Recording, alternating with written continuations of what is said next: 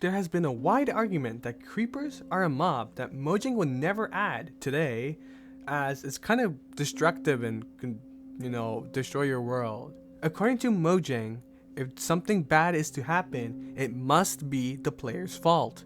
If you would follow the rules that we have today, we would probably not add the creeper, because it should be the player's fault. So spawning the wither and having the wither destroy your world is the player's fault. Or going to the end dimension and dying from the ender dragon and losing all your valuables is also the player's fault because they decided to go through the end portal. But creepers come out of nowhere and blow up your hard work, and it kinda seems like it's the game's fault. However, I say otherwise. So hey guys, Vivtorsing here, and here are some of the things that I argue making the creeper explosions blamed on the player and not on the game. So first, the best reason I have is phantoms. These mobs are the most hated mobs in the game, but I think these mobs are the warning to tell the player that hey, creeper's about to come. And you can go to bed and go to sleep, or do whatever you need to do, hide or whatever, And also back then, before phantoms, we had to rely on the sun. And when the sun goes down and the moon rises, that's how we know creepers spawn. Because also back then, mobs could spawn below the light level of 8 or something, which was really crazy, but we'll get to that in a bit. Torches is the second reason, a light source. Now that mobs can only spawn in light level 0, torches or anything that provides light is something that is crucial for players to use. If they're not lighting up a dark cave or whatever, and a creeper spawns and comes to your house, that's your fault for not lighting up the cave next to your house. Finally, this is my weirdest reason, the creeper does give you like the smallest sound of a warning, basically telling you that it's there and ready to explode. Now this is like a super short and like last second warning.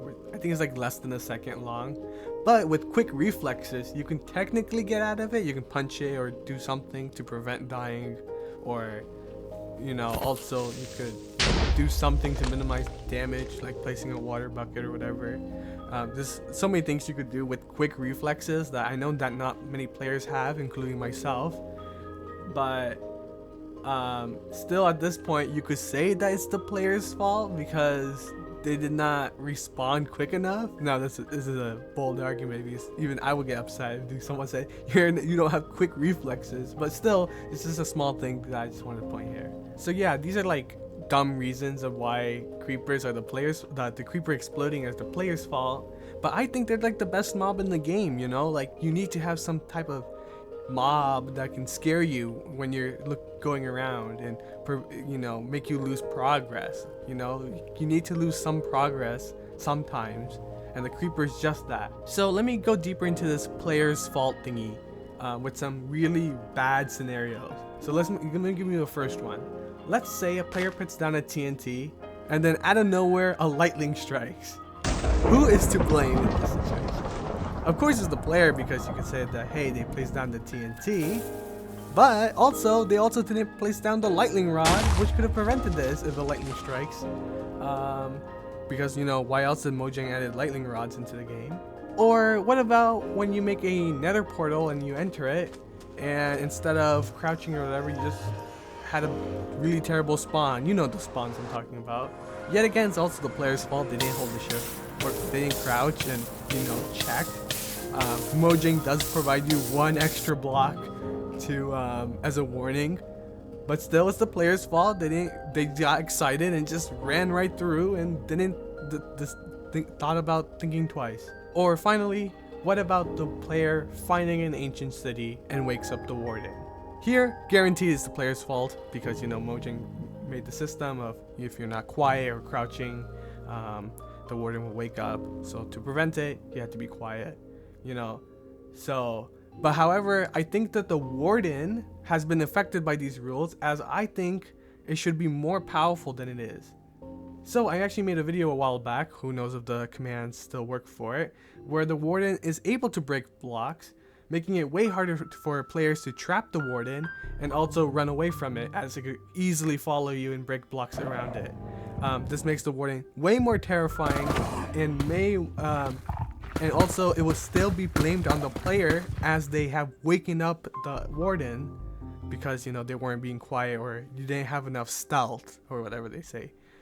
So this would be cool. So Mojang, hey, if you want to do that, you could please add that. So Mojang should maybe try to break this rule or like experiment, right? Yeah, they have an experimental section. Maybe they should add an experimental mob or try to make the Warden a little bit more destructive. Or they could add this where if you kill a mob, they explode, you know, just for fun, you know, just to see what the community's feedback is. So yeah, this is my really dumb rant. I know everyone made one already. I actually wrote this script like a year ago with these 3 reasons, but I could not find the video where Jeb said it a year ago, so I gave up on it. But this time I have the newer video, so I can use it as a source, and you know.